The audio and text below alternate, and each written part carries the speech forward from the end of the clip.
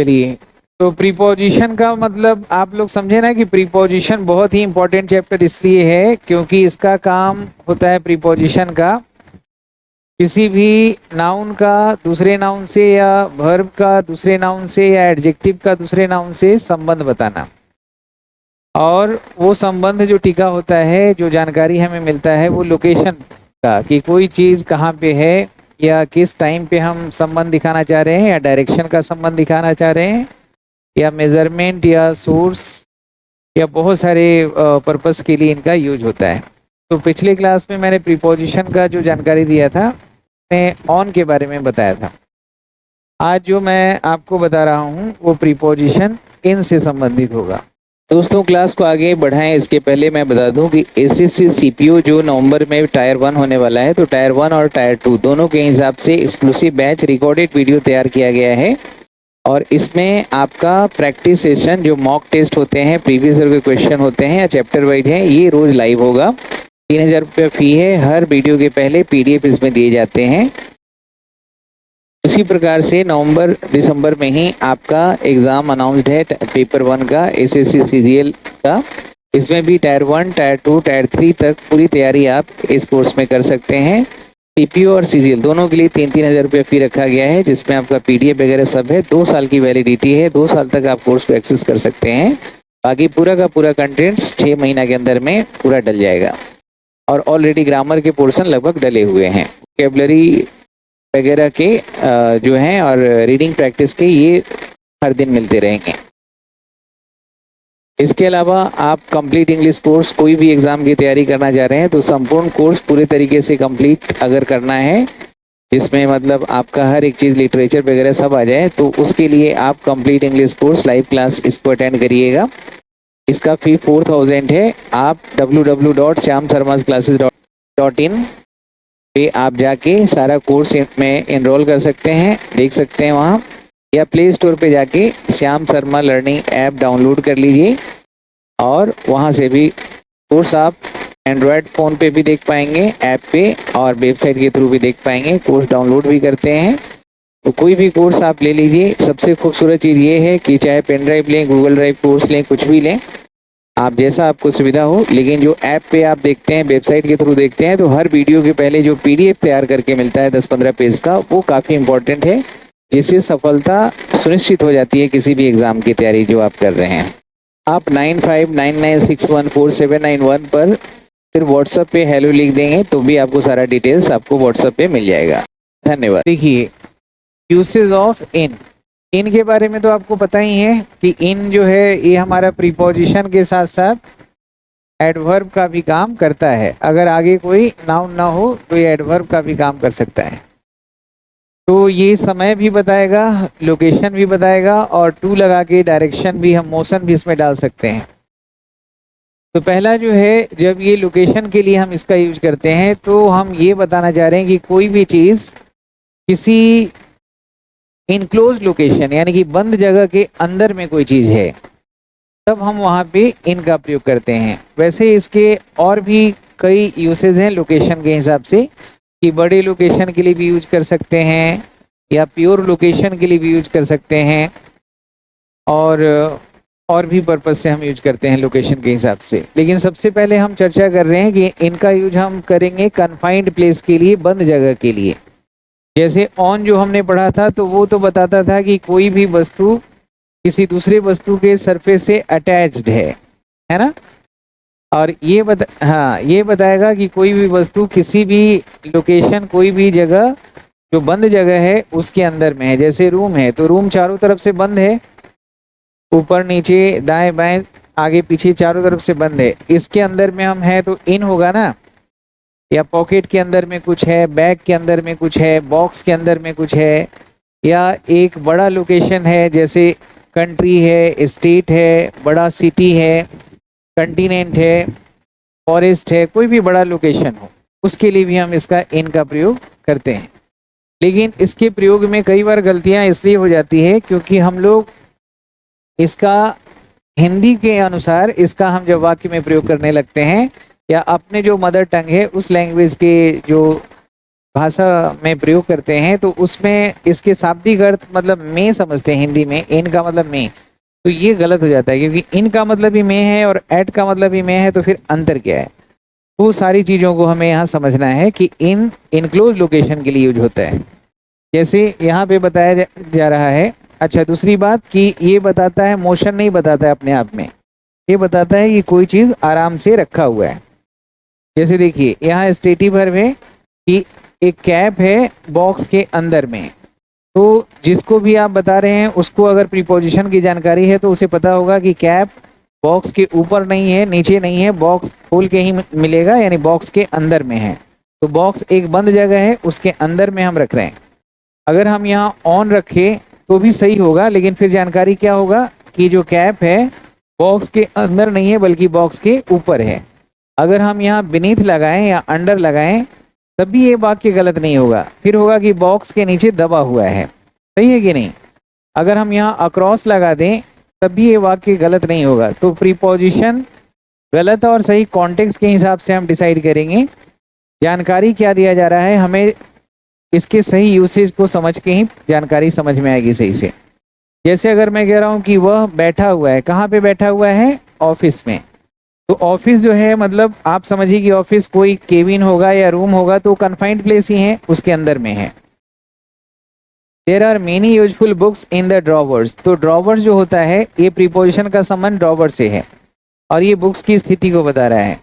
तो बुक्स कहाँ है, ड्रॉवर्स में, तो ड्रॉवर्स कन्फाइंड प्लेस होता है ना, ऑफिस भी कन्फाइंड प्लेस है, बॉक्स भी कन्फाइंड प्लेस है, उसके लिए यूज कर रहे हैं। अगर हम कह रहे हैं कि बहुत सारे मेढक हैं इस पॉन्ड में, तो पॉन्ड में है तो मतलब पॉन्ड भी एक एरिया है, वो जो मतलब एक रेडियस है, उस रेडियस के अंदर में है, जैसे फील्ड के अंदर में है तो फील्ड का अपना एक रेडियस है ना, प्लेग्राउंड का एक अपना रेडियस है, तो रेडियस के अंदर में है तो भी वो एक बंद जगह हो गया, एक घेरा के अंदर में है, वहां भी हम इन लगा रहे हैं। जैसे snake is lying in the ditch, तो डिच गड्ढा भी है, वो अपना एक रेडियस है, एक बंद जगह है, उसके अंदर में है। तो इनका, हाँ D, I am in the park बिल्कुल सही है। जैसे फील्ड है तो फील्ड एक अपना, फील्ड का अपना एक रेडियस है, वैसे पार्क का भी अपना रेडियस है, पॉन्ड का भी अपना रेडियस है ना, रिवर है, तो इसका इसके अंदर में आप हैं, अंदर में ही है ना, तो किसी चीज के अंदर में कोई चीज है तो फिर हम इन लगाएंगे। सही है। अब यहाँ पे देखिएगा गलती कैसे हम करते हैं, समझिएगा प्रीपोजिशन। जैसे अगर हम कह रहे हैं 4 पंखे हैं लाइब्रेरी में, तो लाइब्रेरी में हम बता रहे हैं लाइब्रेरी एक हाउस होगा, एक बिल्डिंग होगा, उसके अंदर में हम बता रहे हैं 4 पंखे हैं या एक कमरा होगा। I have no grudge in my mind, यानी माइंड का भी अपना एक रेडियस है, उसके अंदर एब्स्ट्रैक्ट लोकेशन है, उसके लिए भी यूज कर रहे हैं in my mind. He is innocent in my opinion, तो मेरे विचार में, यानी जो विचार जो है उसके अंदर में हमारा जो भाव है उसको प्रकट करने के लिए भी इनका यूज कर रहे हैं। इन माई हार्ट, तो हार्ट है, ओपिनियन है या फिर माइंड है, ये सब कॉन्क्रीट लोकेशन है या फिर एब्स्ट्रैक्ट लोकेशन है, एब्स्ट्रैक्ट लोकेशन है। तो एब्स्ट्रैक्ट हो या कॉन्क्रीट हो, दोनों के लिए ये डायलेमा है, ये भी एब्स्ट्रैक्ट नाउन है। तो I M in a dilemma, मैं दुविधा में हूँ, तो ये एब्स्ट्रैक्ट, कॉन्क्रीट मतलब जिसको हम टच कर सकते हैं, और एब्स्ट्रैक्ट मतलब इनटेंजिबल हो गया, जिसको हम छू नहीं सकते। क्या, डायलेमा, दुविधा, सोच, ये सब तो एब्स्ट्रैक्ट नाउन ही हुआ ना। तो वो फ्रेज है, जैसे बोलते हैं ना tell a lie make a noise, तो वैसे ही ना डायलेमा होता है, एट स्ट्रेच होता है, तो वो स्टैंडर्ड एक्सप्रेशन है, उसमें हम आर्टिकल्स अगर है तो नहीं हटाएंगे, नहीं है तो फिर लगाएंगे भी नहीं। देखिए नीचे दिए गए कुछ एग्जाम्पल्स में इनका प्रयोग गलत तरीके से किया गया है। जैसे हम बोलते हैं कि वह प्लेट में खा रहा है, तो बोलने में आ रहा है कि मैं खा रहा है, लेकिन समझने का प्रयास करना है कि वह जो खा रहा है तो क्या उसकी स्थिति प्लेट के अंदर में है या प्लेट से उठा के कोई चीज को खा रहा है। हाँ, अगर हम हिंदी का ट्रांसलेट करेंगे तो लगेगा कि इन सही है, लेकिन अगर प्लेट से कोई चीज उठा के खा रहे हैं तो उससे हम सेपरेट कर रहे हैं ना, तो ऑफ का प्रयोग करेंगे या फ्रॉम का करेंगे, he is eating of the plate या he is eating from the plate. समझ रहे हैं, तो ये सही हो गया। जैसे अगर मैं कह रहा हूँ कि श्रीलंका भारत के दक्षिण में है, तो हम ऐसे हिंदी बोलते हैं कि श्रीलंका भारत के दक्षिण में है, यही बोलते हैं ना। हाँ, तो दक्षिण में है तो इन लगा दे रहे हैं। लेकिन अब ये सिचुएशन को समझिए, क्या श्रीलंका भारत के अंदर में है कि बाहर है? बाहर है। और इन का प्रयोग हम इन साइड के लिए करते हैं ना, इन साइड लोकेशन, लोकेशन जो भी है उसके अंदर की बात होगी। तो ये अंदर में तो नहीं है, भारत के अंदर में श्रीलंका की, वो अलग है। तो फिर यहाँ इन का प्रयोग गलत हुआ। तो बोलने में इन आ रहा है लेकिन बोल के आप यूज नहीं कर सकते। यहाँ पे टू लगाएंगे, डायरेक्शन के लिए टू लगाते हैं एसटीटी वर्ब के साथ। ये हाँ, जैसे अगर हम कह रहे हैं कि बिहार भारत में है, तो बिहार इज इन इंडिया। अगर अगर हम कह रहे हैं यहाँ पे कि बिहार इज इन इंडिया, या अगर हम कह रहे हैं कि मुखर्जी नगर दिल्ली में है, तो मुखर्जी नगर इज इन दिल्ली, तो ये अंदर में ही है ना। लेकिन अगर हम कह रहे हैं बेंगलोर जो है वो मुंबई के दक्षिण में है, तो बेंगलोर अगर हाँ, तो वो आप समझिएगा कि अंदर तो है नहीं, अंदर तो है नहीं ना, तो फिर वहाँ हम टू लगाएंगे। जैसे हम कई बार बोल देते हैं कि आपकी घड़ी के अंदर में क्या समय हुआ है, तो ये गलत है। घड़ी के अनुसार क्या समय हुआ, what is time by your watch, ऐसे गलती कर दिया जाता है। There are many mangoes in the tree, पेड़ में बहुत सारे आम लगे हुए हैं, लेकिन आपको पता है मैंगो जो है अटैच्ड है, तो यहाँ ऑन हो जाएगा, पढ़ा था।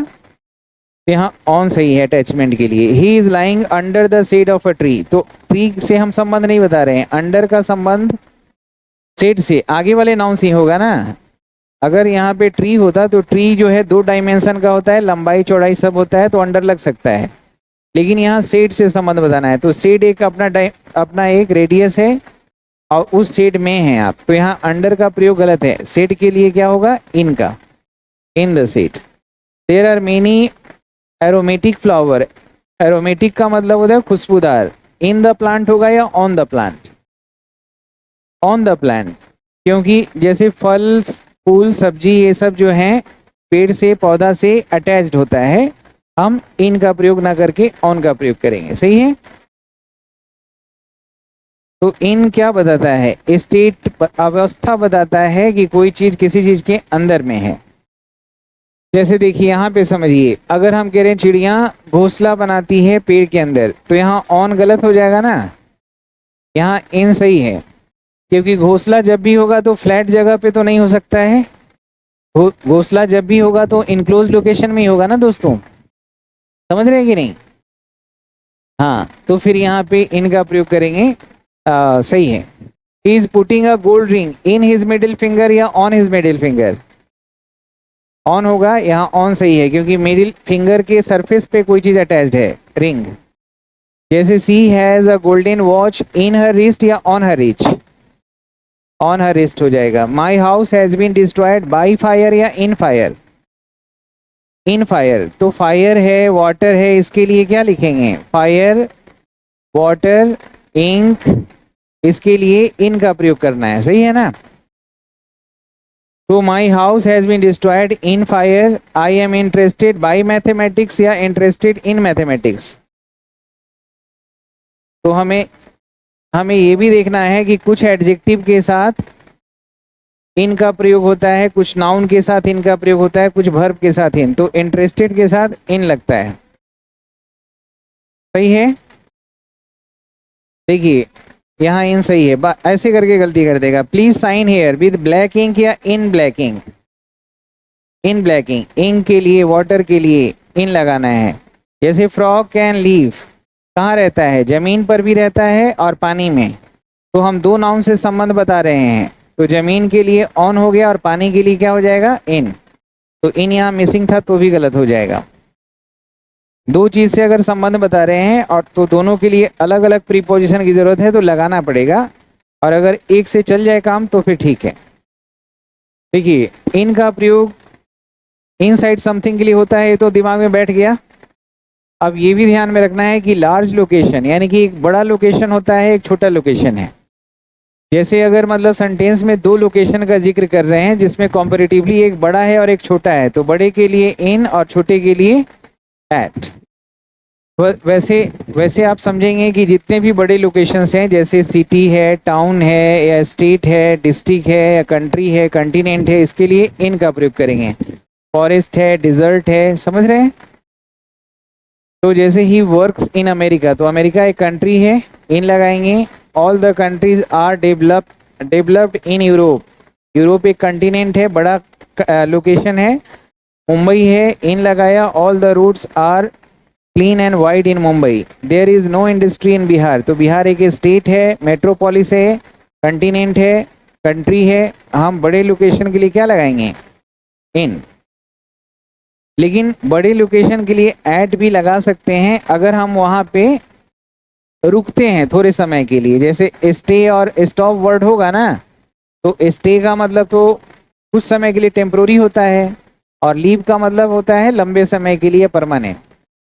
तो अगर हम स्टे वर्ड, अगर वर्ब जो है, वर्ब को भी देखना होगा ना, वर्ब से ही तो नाउन का संबंध दिखाना है, या नाउन का नाउन से, एडजेक्टिव का नाउन से। तो ये वर्ब के साथ कौन सा प्रीपोजिशन होगा, एडजेक्टिव के अनुसार कौन सा प्रीपोजिशन होगा, नाउन के अनुसार कौन सा होगा, ये भी मैंने कोशिश किया है कि मैं डालते चलूं, जो आप देखेंगे नीचे जाके।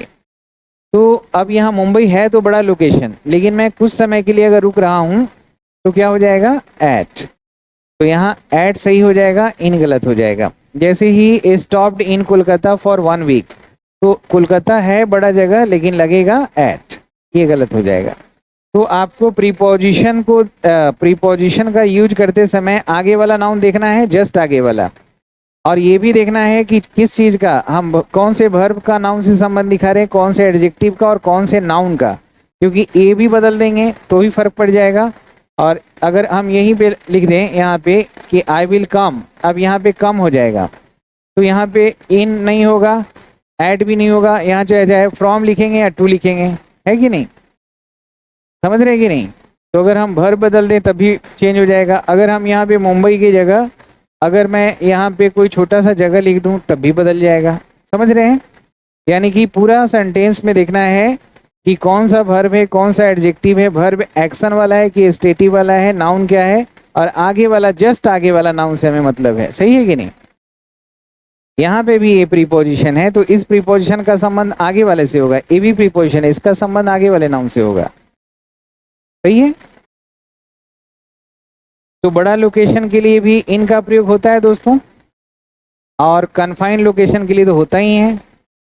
और बड़ा लोकेशन के लिए ऐट हो सकता है जब हम कम समय के लिए वहां पे रुकते हैं तब। ठीक है?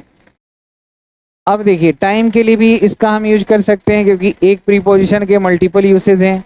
तो टाइम के लिए इनका प्रयोग पार्ट ऑफ द डे के लिए किया जाता है। जैसे इवनिंग है, मॉर्निंग है, तो एक दिन का एक पार्ट है।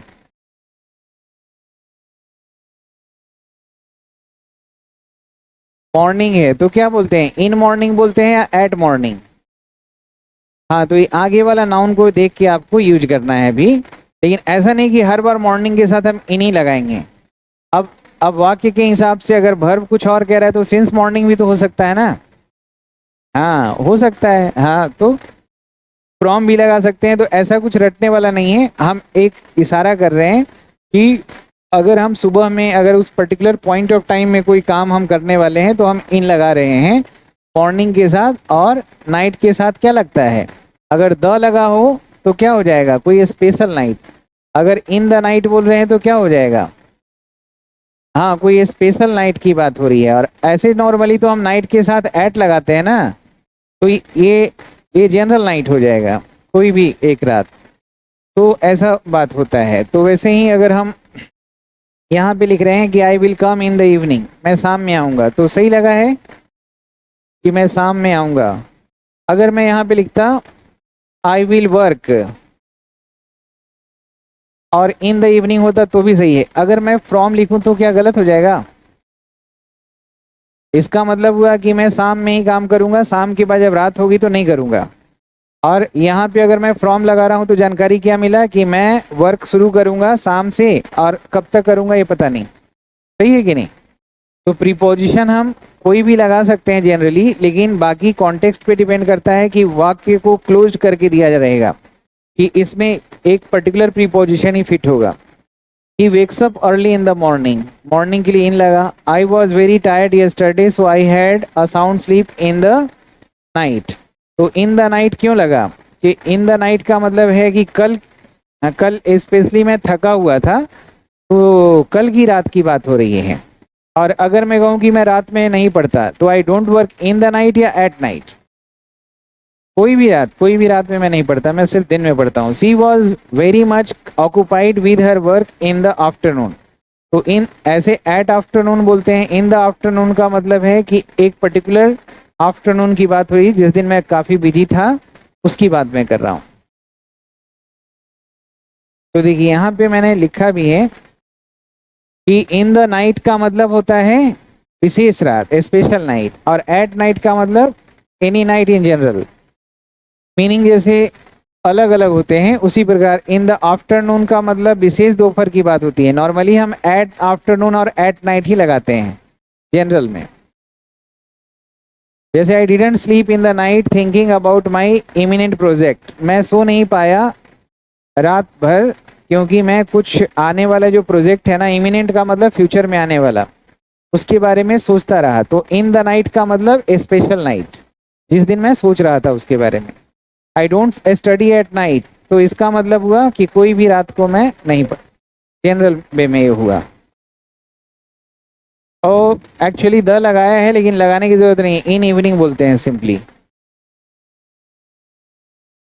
और इन द इवनिंग अगर बोला जा रहा है तो पर्टिकुलराइज अगर किया जाए तो बोला जाता है। जनरली इन इवनिंग और इन मॉर्निंग ही बोलते हैं, लेकिन ये वाक्य में इन द मॉर्निंग भी हो सकता है अगर हम पर्टिकुलराइज कर दें। देखिए he will come in an hour, तो ये भी बताता है फ्यूचर में इन का प्रयोग करते हैं। अगर फ्यूचर में आफ्टर का प्रयोग करें तो गलत हो जाएगा, ये भी ध्यान रखिएगा। He will come in an hour मतलब वह 1 घंटा में आएगा, मतलब 1 घंटा पूरा समय लेगा फिर आ जाएगा, ठीक है ना। अगर मैं यहाँ लिखता he will come with in an hour, तो इसका मतलब है कि 40 मिनट में आ जाएगा, 30 मिनट में, मतलब अंदर अंदर में ही आ जाएगा। तो अगर मैं कह रहा हूँ I will work in 2 days, I will finish my work in 2 days, तो इन 2 days का मतलब 2 दिन पूरा टाइम लगेगा। I will complete this assignment in 2 weeks, इसका मतलब 2 सप्ताह पूरा लगेगा। और 2 सप्ताह के अंदर में करेंगे तो विद इन कर देंगे। और अगर फ्यूचर की बात है और अगर इन के जगह आफ्टर करेंगे तो गलत हो जाएगा, सही है। लेकिन अगर पास्ट होता यही कि आई कंप्लीटेड, अगर आई विल कंप्लीट की जगह आई कंप्लीटेड माई वर्क, तो पास्ट में इनका प्रयोग ना करके आफ्टर लगाएंगे, आफ्टर 2 weeks।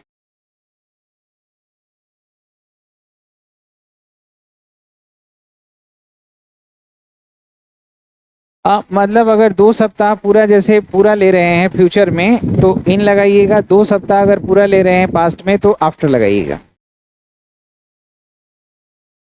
याद रखें, वो तो हमें पता है कि एडवर्ब, एडवर्ब के साथ तो हमें प्रीपोजिशन, हाँ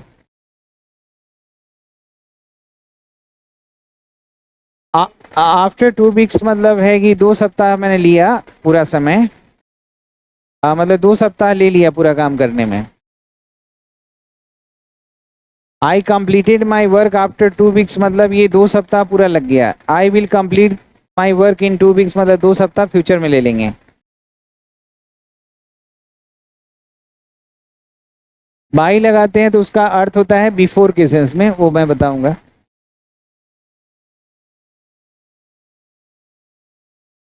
बिफोर 2 weeks का मतलब अलग हो गया ना, बिफोर लगा रहे हैं तो उसका मतलब पहले पहले हो गया। अब अच्छा, मॉर्निंग के साथ इन लगाएंगे, लेकिन नेक्स्ट डिटर्मिनर लगने के बाद ये एडवर्ब बन जाता है। जैसे नेक्स्ट मंथ हो गया, या दिस मंथ हो गया, या ईच मंथ हो गया, या एवरी वीक हो गया, लास्ट वीक, तो ये एडवर्ब के पहले फिर इन लगाना सही होगा कि गलत होगा? गलत होगा। जैसे I will come in next week, तो यहाँ पे नेक्स्ट वीक है तो इन नहीं लगेगा, क्योंकि प्रीपोजिशन का संबंध हम एडवर्ब से नहीं दिखाएंगे, तो ये सही है। सी विल, द की जरूरत नहीं है, द की जरूरत नहीं है क्योंकि एडवर्ब बना रहे हैं ना, तो द नहीं लगाएंगे। द लगाएंगे तब ना जब आगे नाउन हम माने या नाउन फ्रेज माने। हाँ, आर्टिकल सिर्फ नाउन के लिए आएगा। सी विल लीव फॉर लंदन, तो फॉर भी डेस्टिनेशन के लिए भी यूज होता है, इन दिस मंथ, तो यहाँ इन गलत है क्योंकि दिस मंथ हमारा एडवर्ब हो जाएगा। She arrived here in last year, तो यहाँ पे लास्ट ईयर एडवर्ब है, इन गलत हो जाएगा। तो टाइम के लिए कब लगाना है, कब एडवर्ब बन जाए तो नहीं लगाना है, इस पे ध्यान देना है, एरर यहाँ से आएगा। देखिए मंथ का नाम रहे और सीजन का नाम रहे, इनका प्रयोग जैसे किसी भी सीजन के नाम, मंथ के नाम, जैसे जनवरी है, फरवरी है, मार्च है, या विंटर है, समर है, ऑटम है, इसके पहले किया जाता है। जैसे I will resume this project in March, मार्च में काम शुरू करेंगे। डेट है तो उसके लिए भी इन लगेगा, मतलब ईयर के लिए, डेट के लिए नहीं, डेट के लिए तो ऑन होता है ना, ऑन 15 अगस्त, तो ये डेट हो गया। और अगर हम कह रहे हैं इन 1947, तो ये ईयर हो गया, तो ईयर के लिए लगाएंगे या सीजन के लिए लगाएंगे, है ना, ये सब हमारा सीजन है, इसके लिए भी लगाते हैं। लेकिन यही अगर नेक्स्ट समर लगा रहे तो नहीं होगा। देखिए टाइम, डेट, इनका प्रयोग किसी भी तारीख, जैसे 2006, 21 आदि के पहले किया जाता है। जैसे I completed my graduation in 2006, he qualified for this exam in 2019, तो कोई ईयर होगा तब हम करेंगे।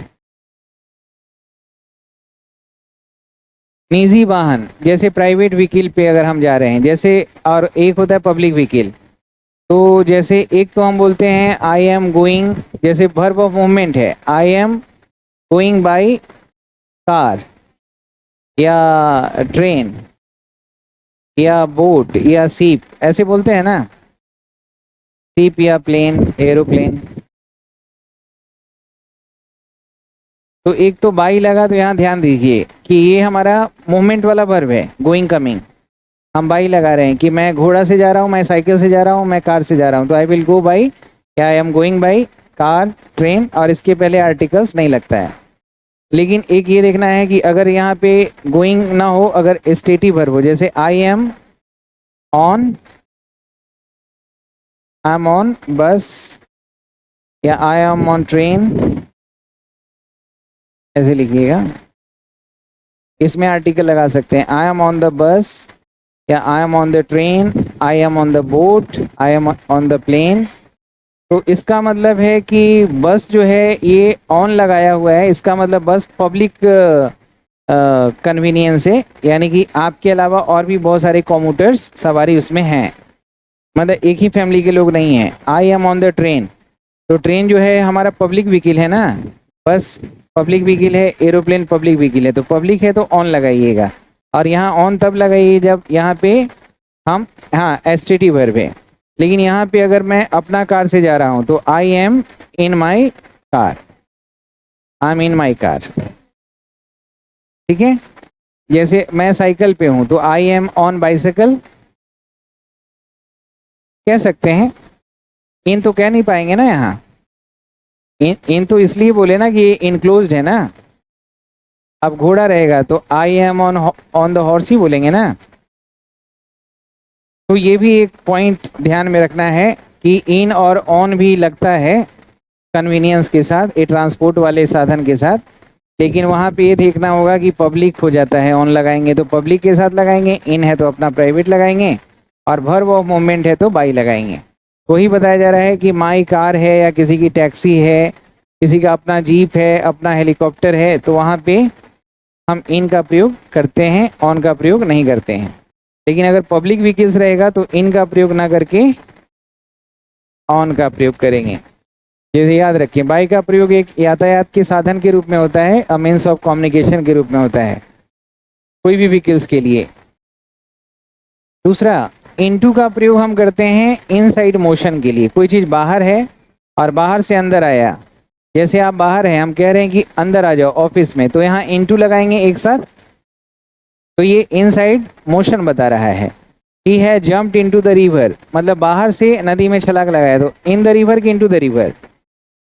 और अगर हम कह रहे हैं कि वह तैर रहा है, ही इज स्विमिंग, तो इनटू द रिवर या in the river, in the river, क्योंकि यहाँ पे थोड़ी ना पता चल रहा है कि बाहर से कोई अंदर गया, मतलब रिवर के अंदर में तैर रहा है, he is in the river.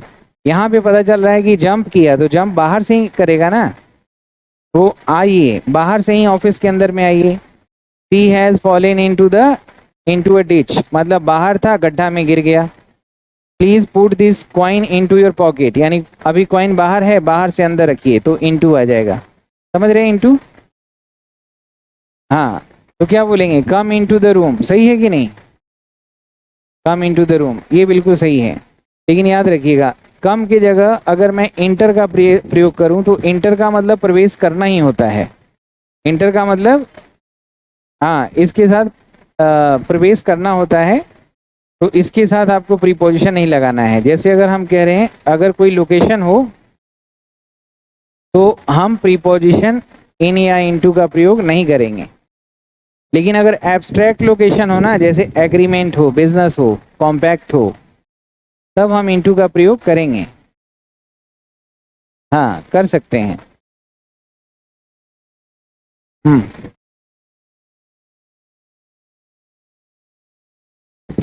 May I come into थोड़े बोलेंगे, अभी तुम अंदर गया थोड़े है, तुम तो परमिशन मांगोगे तो बाहर से ही मांगोगे ना। May I come in the room, may I come in the class, may I come in the office, into नहीं बोलना है। अब जो अंदर में है वो बोलेगा कि कम इनटू द रूम, अंदर आ जाओ बाहर से। तो देखिए, अगर हम कह रहे हैं he entered the office, he entered the principles office, he entered the room, he entered the house, सही है ना, सब लोकेशन है। लेकिन अगर एब्स्ट्रैक्ट चीजें हो तो इंटर इनटू का मतलब हो जाता है कि कोई बिजनेस में प्रवेश कर रहे हैं, यानी बिजनेस की शुरुआत कर रहे हैं, या कोई चीजों पे सहमत हो रहे हैं, तो enter into an agreement, agreement को छू नहीं सकते। Enter into an business, enter into a business, enter into a compact, enter into a conversation, enter into a discussion, तो वो गलत नहीं होगा अगर आगे कोई एब्स्ट्रैक्ट लोकेशन हो। सही है? सही है ना?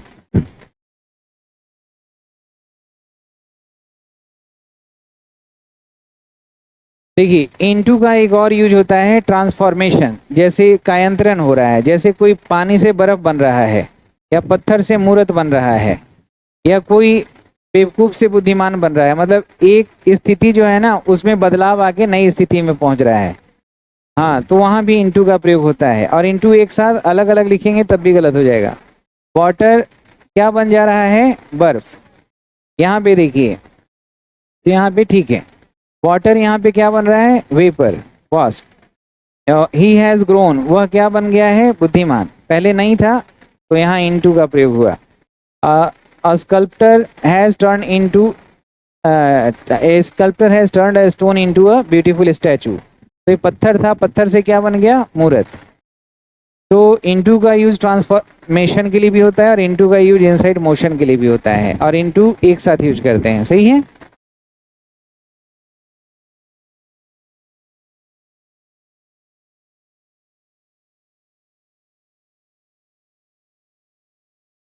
वो तो गो मैड का मतलब हो जाएगा कि पागल हो जाना, तो वहां पे जो गो है ना, वो हमारा लिंकिंग वर्ब का काम करता है।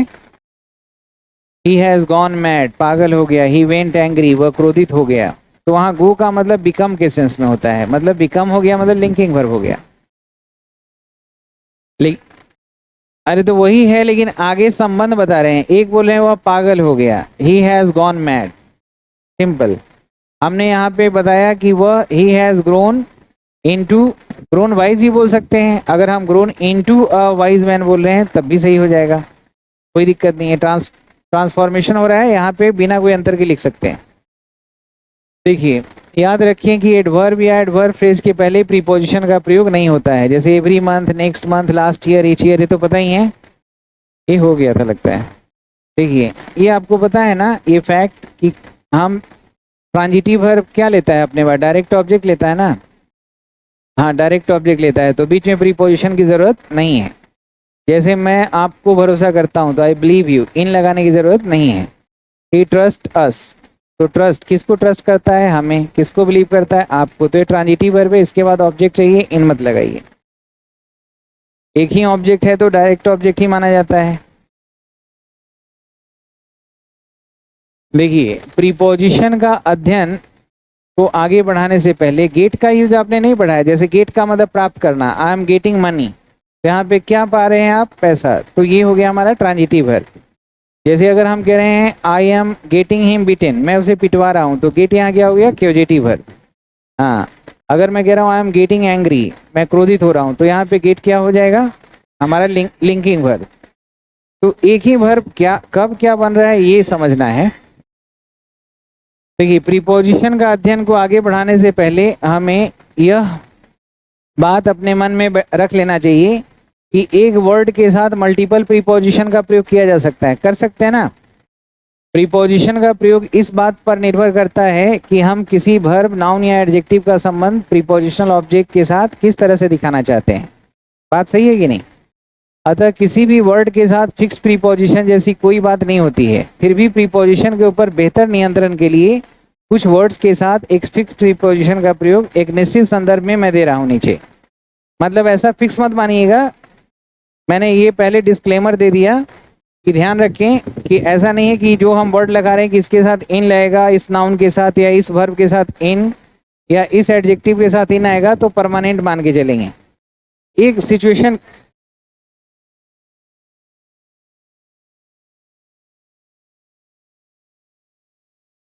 देखिए कुछ वर्ब हैं जिसके साथ इन का प्रयोग होता है, ये आप ध्यान में रखिएगा। जैसे आप देखिए, जैसे एक होता है ना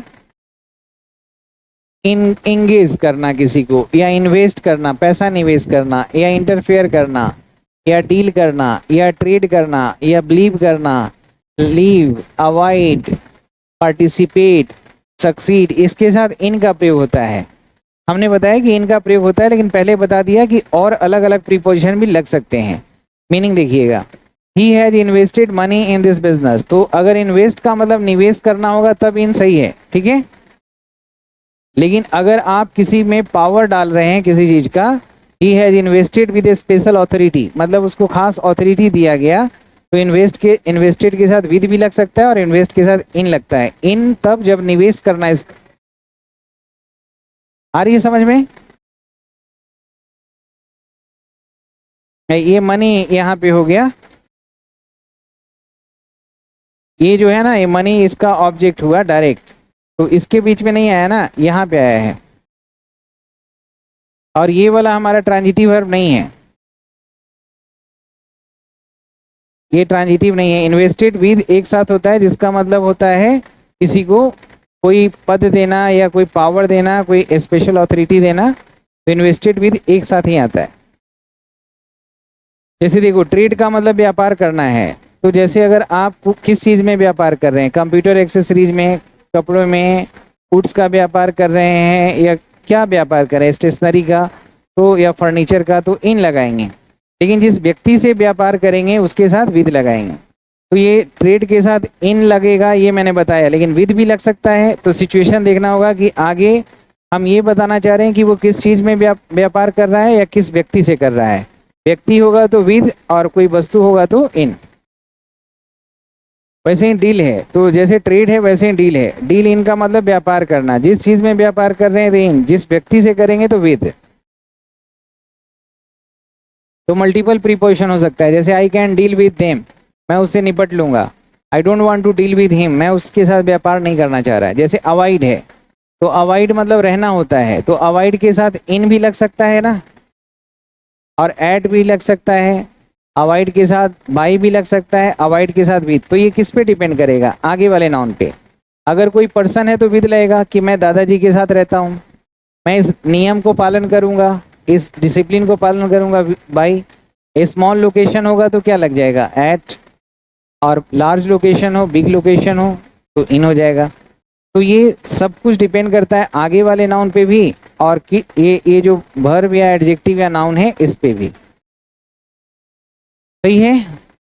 अब ये देखिए, आई बिलीव यू था, तो वहां जरूरत नहीं था। आई बिलीव यू वहां पे डायरेक्ट ऑब्जेक्ट था। लेकिन अगर मैं कह रहा हूं कि आई बिलीव इन ऑनेस्टी, तो ये सही है। I believe in hard work, ये सही है। सही है। यहाँ हम इसका ऑब्जेक्ट हमें नहीं चाहिए, हम इसको इंट्रांजिटिव की तरह यूज किए हैं और इसको हमने प्रीपोजिशन का ऑब्जेक्ट बनाया। He has indulged in smoking, indulge हमेशा रॉन्ग चीज के लिए होता है। He has succeeded in achieving, तो सक्सीड के साथ इन होता है, इंडल्ज के साथ इन लगाते हैं, इंटरफेयर के साथ इन लगाते हैं। जैसे अगर हम कह रहे हैं कि मैं आपके मैटर में इंटरफेयर नहीं करूंगा तो इन हो जाएगा। देखिए कुछ एडजेक्टिव है जिसके साथ भी इन लगता है। जैसे यहाँ पे आप देखिए अबाउंड या वनडेंट है, या एब्जॉर्ब मतलब मस्त रहना, अकम्प्लिस्ड मतलब निपुण है, डेक्चरस है, प्रोफिशिएंट है, निपुण है, एट होम है, निपुण है। अभी देखा था कि आई एम इंटरेस्टेड बाई मैथमेटिक्स गलत था, इन हो जाएगा, है ना। ए इंटरफेयर तो वर्ब है। एफिशिएंट है कमी होना, इन्वॉल्व शामिल होना, अडेप्ट निपुण होता है, ब्लाइंड अंधा होता है। तो जैसे अगर हम कह रहे हैं यह भोजन में प्रोटीन की प्रचुरता है, तो ये एडजेक्टिव को देख के हम यहाँ इन लगाए। कभी हम वर्ब को देख के प्रीपोजिशन लगाते हैं, कभी नाउन को देख के, तो उसका भी लिस्ट बनाया है। जैसे ऑब्जर्व्ड के साथ इन, यानी गाने में वह मस्त है, तलीन है। अकम्प्लिस्ड मतलब निपुण होता है, वह डांसिंग में निपुण है। एक्सरस मतलब भी निपुण है, खेलने में निपुण है। प्रोफेशन मतलब भी निपुण होता है, ड्राइंग में निपुण है। एट होम मतलब भी निपुण होता है, वह मैथमेटिक्स में निपुण है। सही है, सही है ना।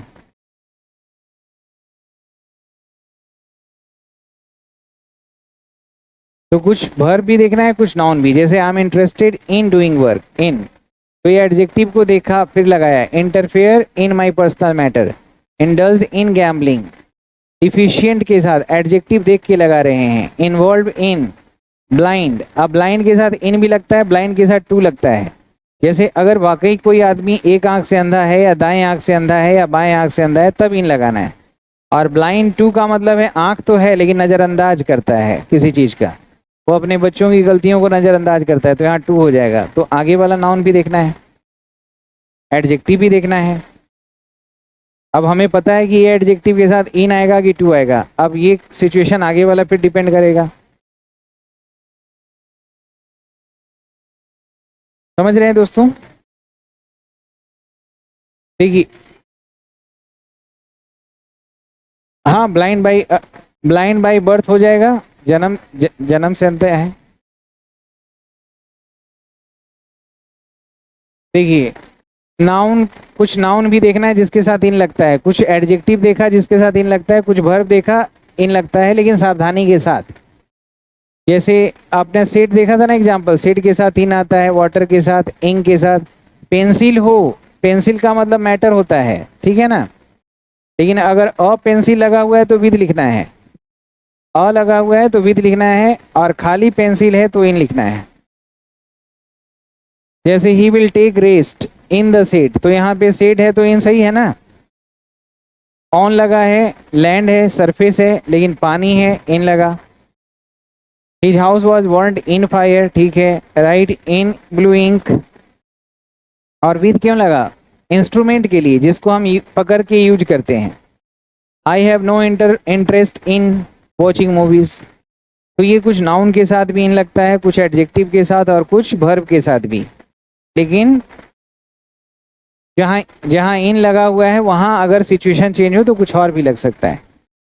देखिए कुछ प्रीपोजिशन का प्रयोग, इन का प्रयोग कुछ फ्रेज प्रीपोजिशन में भी हम करते हैं। जैसे होता है ना, in favour of, in addition to के अतिरिक्त, के अलावा, इन स्टीड ऑफ के बदले में, इन ल्यू ऑफ के बदले में, इन फ्रंट ऑफ के सामने, इन चार्ज ऑफ के अधिकार में, इन the habit of, in comparison with, in spite of. तो कुछ ऐसे फ्रेज प्रीपोजिशन है जिसकी शुरुआत इन से होती है, तो एग्जाम में ऐसे भी गलती कर देगा, विद फेवर ऑफ लिख दे, या इन एडिशन टू की जगह इन एडिशन फॉर लिख दे, या इन स्ट्रीट ऑफ की जगह इन स्ट्रीट विद लिख दे, या एट लीव ऑफ लिख दे। तो ये सब गलती होता है, स्टैंडर्ड एक्सप्रेशन है, तो इनको भी ध्यान रखना है। ये क्या है हमारे फ्रेज प्रीपोजिशन। फ्रेज प्रीपोजिशन इसलिए कह रहे हैं कि लास्ट में हमारा प्रीपोजिशन है। जैसे I will cast my vote in favour of an honest political party, there are 2 more libraries in the town in addition to. तो ये देखिए, in addition to, in favour of, I can give you only blessings instead of your help, instead of मतलब के बदले में। I will give you money in lieu of मतलब के बदले में। हाँ, there is a hospital in front of मतलब के सामने में। You are in charge of मतलब आपके चार्ज में है। Your friend is in the habit of, मतलब आदत है उसकी कुछ।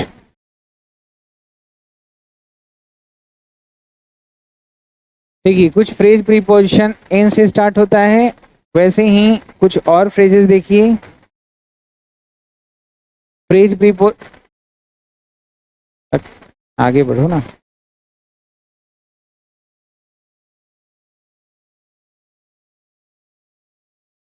देखिए कुछ प्रीपोजिशनल फ्रेज है जिसमें इन का प्रयोग हो रहा है।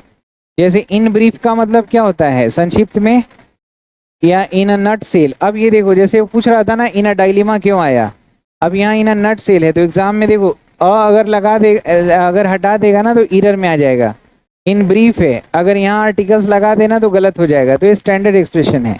इन डिटेल है, तो इन डिटेल की जगह अगर हम यहाँ इन और डिटेल कर दें तो गलत हो जाएगा कि नहीं, या हम यहाँ खाली ये लिख देना इन डिटेल्स, एस लगा दिए तो गलत नहीं हो गया, बस इतने में गलत हो गया। तो ये पूरा जो है ऑब्जर्व करके देखना है। इनफैक्ट, अब इनफैक्ट की जगह एड फैक्ट कर दें। इन फैशन मतलब प्रचलन में, इन हरी जल्दीबाजी में, इन नो टाइम तुरंत, इन अमेज गड़बड़ी में, इन मॉडरेशन कम मात्रा में, इन जनरल सामान्य वे में, इन वंस फ्री टाइम अपने फुर्सत में, इन respect of, in the mean time इसी बीच में, इन वेन व्यर्थ।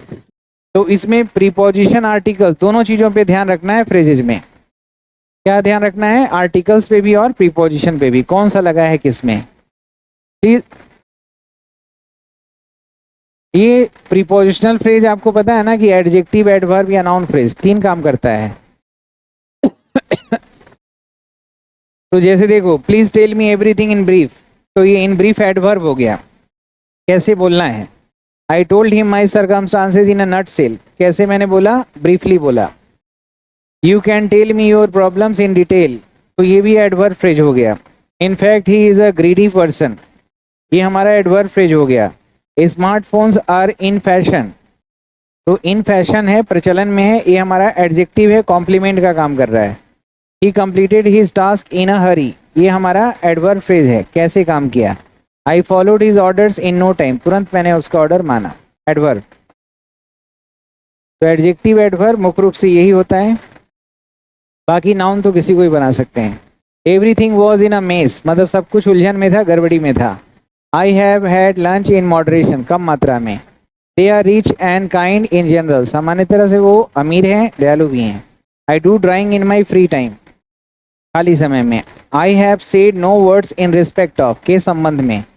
आई was cooking and listening the music in the mean time, हाँ मतलब कुकिंग भी कर रहे थे और म्यूजिक भी सुन रहे थे उसी समय, उसी दौरान। इन द मीन टाइम मतलब उसी दौरान, जैसे मैं आपको पढ़ा रहा हूँ उसी दौरान मैं थोड़ा फोन पे बात कर रहा हूँ, तो in the meantime. Everything was in mess there, ये तो हो तो गया। चलिए, तो इनके बारे में समझ में आया। इन जो है कन्फाइंड लोकेशन के लिए भी होता है, लार्ज लोकेशन के लिए भी हो सकता है, और इन टाइम बताने के लिए भी होता है, इनटू ट्रांसफॉर्मेशन और इनसाइड मोशन के लिए। फिर हमने बताया कि ये फिक्स्ड बात नहीं है, अब डील के साथ इन भी हो सकता है, विद भी हो सकता है, ट्रेड के साथ इन और विद, ब्लाइंड के साथ इन और टू दोनों। तो मतलब सिचुएशन को देख के ही आपको प्रीपोजिशन लगाना है। प्रीपोजिशन का काम किसी भी वर्ब का नाउन से संबंध बताना है, तो कुछ वर्ब के साथ इन लगता है, वो मैंने बताया। एक नाउन का नाउन से संबंध बताया है तो नाउन को भी रख दिया। एडजेक्टिव का नाउन से बताता है तो हमने लिख दिया कि अबंडेंट है, या डिफिशिएंट है, प्रोफिशिएंट है, डेप्थ है, डेक्स्ट्रस है, ये सब एडजेक्टिव हैं। ब्लाइंड है, इनके साथ इनका प्रयोग होता है। लेकिन एक वर्ड के साथ मल्टीपल प्रीपोजिशन लग सकते हैं अलग अलग सिचुएशन में, तो ये फैक्ट को ध्यान रखना बहुत ज़रूरी है। चलिए, और ऐट के बारे में मैंने आपको पीडीएफ डाल दिया है, कल और पीडीएफ डालेंगे, थोड़ा सा अपना स्पीड तेज करिएगा, ठीक है ना। फिर कल मिलते हैं, गुड नाइट।